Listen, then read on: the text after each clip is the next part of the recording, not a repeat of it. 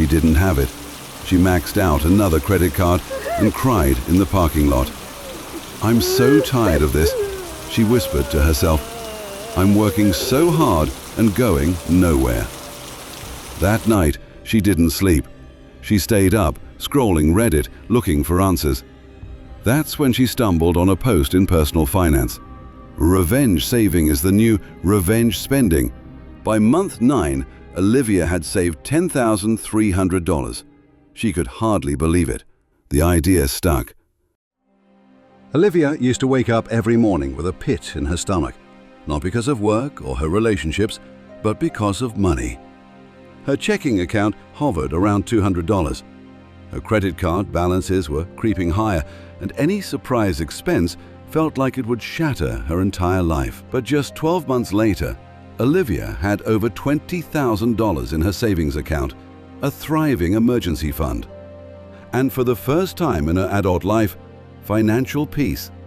She called it her revenge saving era. And it all started with one moment of fear and a plan fueled by frustration. Olivia was 32, living in a small apartment in Portland. She had a steady job as a marketing assistant, made about $52,000 a year, and spent most of it just trying to keep up with life. Bills, Target runs, weekend brunches, and the occasional online splurge left her paycheck to paycheck. Month after month, she wasn't irresponsible. In fact, she prided herself on never missing a payment and always paying at least the minimums. But every time she checked her savings, it felt like her bank account was holding its breath.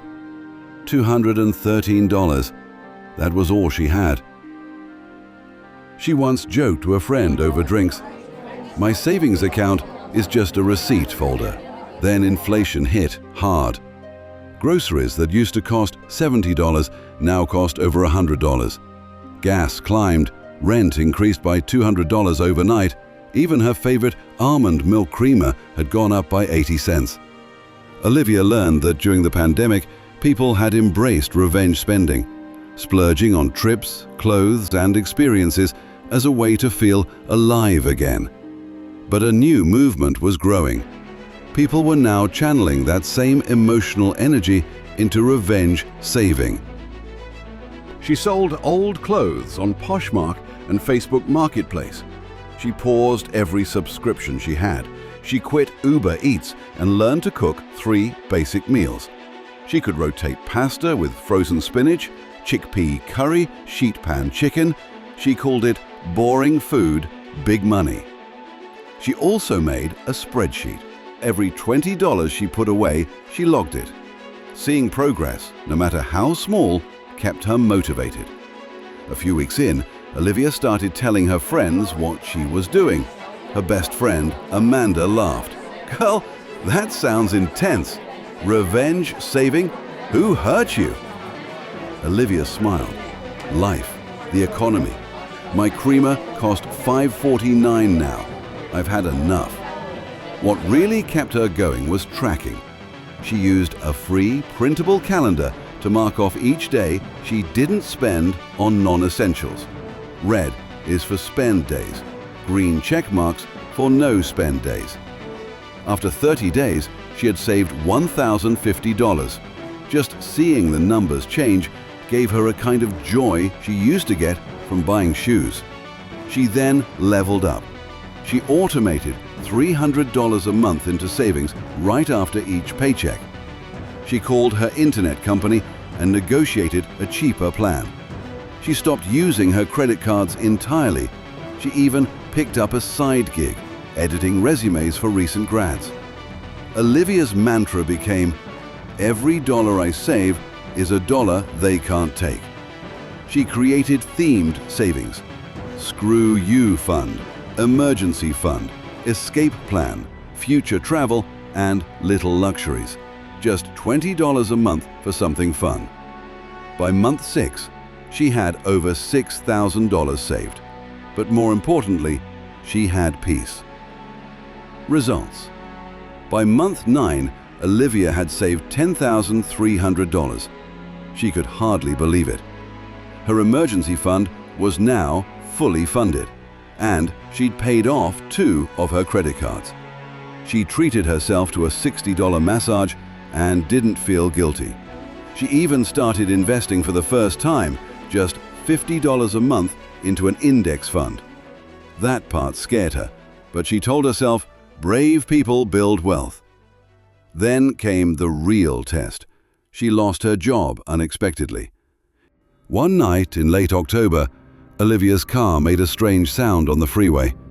The mechanic later told her it would cost $1,100 to fix. In the past, this would have triggered a full-blown panic, but this time she had a cushion. Olivia took 2 weeks off to rest, reflect, and update her resume. She didn't settle for the first offer. She landed a new remote job making $8,000 more per year. She called her mum and said, "I think I just got my life back." Olivia's revenge saving wasn't about being cheap, it was about taking back control, about turning anxiety into action. Her story shows that even small changes can lead to massive results over time. If you've ever felt like money controls you more than you control it, maybe it's your time too. Not for revenge spending, but for revenge saving. Start by tracking. Set one small goal. Cut one recurring bill. Sell one thing. Name your savings account something powerful. Fuel it with purpose. Use your frustration to build your future. If you're enjoying my story, please like and subscribe to my channel. Bonus tips. Here are a few extra tips Olivia used to boost her savings in today's economy. She used browser extensions like Honey and Rakuten to earn cash back. She switched to a bank that offered 4.25% APY. She budgeted weekly, not monthly, so she could catch bad habits faster. She set up pause rules before buying for anything over $40. She had to wait 48 hours. She used YouTube videos instead of therapy or classes she couldn't afford. Each move, though small, compounded. The trick wasn't perfection, it was consistency. If Olivia can do it, so can you. Start your revenge saving today. If you search for how to finally take control of your money, you'll find some people say you need a strict budget, others say you need a second job, and some will tell you to invest in crypto or real estate. But when we look at real stories, the ones that start in debt with no savings and no plan, almost none of them begin with perfect spreadsheets or stock picks. They begin with emotion, pain, frustration, and often revenge. Because here's the truth no one talks about. Most people don't go broke from lack of knowledge. They go broke trying to prove something. To a boss who overlooked them, to an ex who moved on, to a world that never gave them a break. And that's exactly what almost happened to Olivia. She was stuck in the same cycle for years, living paycheck to paycheck, burning through every raise, telling herself, "I deserve this." But then something shifted. She didn't just stop revenge spending, she turned it inside out.